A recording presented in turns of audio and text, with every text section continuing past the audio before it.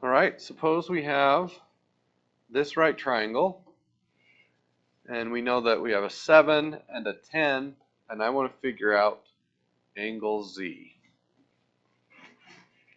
So with reference to Z, this is the A side, and this is the H side. So A and H would be cosine. The cosine of angle Z is equal to 7 over 10. But I don't want to know what the ratio is, I want to know what the angle is. So the cosine of an angle is equal to 7 over 10, which means the opposite of the cosine of 7 over 10 is equal to Z. So I'm allowed to switch places with these as long as I do the opposite of the cosine, and the opposite of the cosine is the cosine inverse of 7 over 10 equals Z. So in my calculator, I push cosine inverse of 7/10, and it will spit out the angle 45.6. Okay, let's do another one.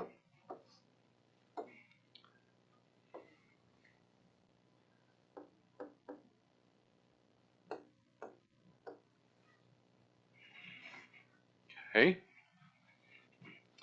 So here I have the O side and the H side. So the sine, because that's O and H, the sine of, oh, sorry, that's not supposed to be 10, that's supposed to be a variable.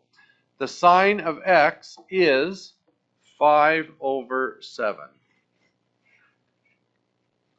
So I flip these.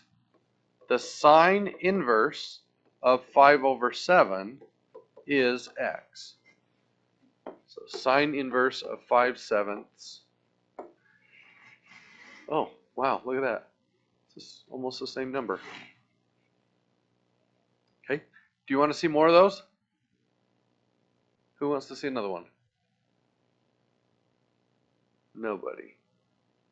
Okay. All right. There are only two types of problems on your assignment today. One is inverse, just like that.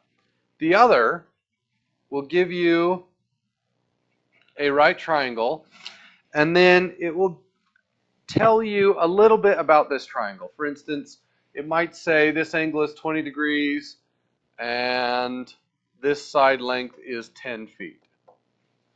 And then the instructions say solve the triangle. Solving the triangle means find everything that's missing. Find all of the angles and find all of the sides. Okay, so let's call this X and we'll call this Y. So this is the A side, the O side, and the H side. So if I want to find X, that's going to be A and H, which is cosine. The cosine of 20 is 10 over X. Is that a multiply or a switch problem? Well, the cosine is, or sorry, the variable's on the bottom. So we're going to switch places with those. X equals 10 over the cosine of 20. So in my calculator, I would just do 10 divided by the cosine of 20. Okay. Well, what if I want to find Y? That is the O side and the A side. So the cosine, nope, O and A is tangent. So the tangent of 20 is Y over 10. Y is on top, so we just multiply by 10, and the answer is 10 tangent of 20. Now I found both missing sides, I need to find the missing angle. Well, these two angles always add up to 90. So if one of them is 20, then the other must be 70.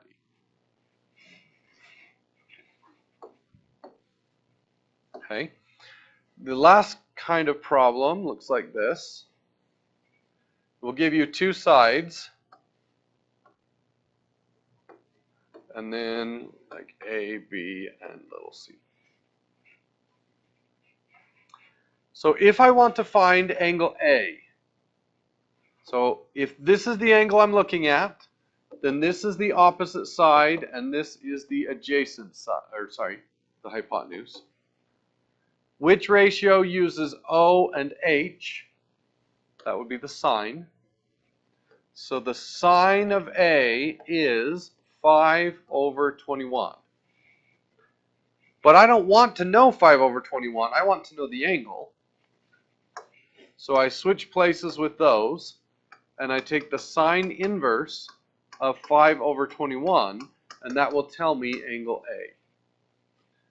So the sine inverse of 5/21, this angle is 13.8.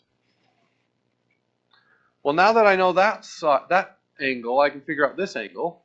90 minus 13.8 is going to be 76.2.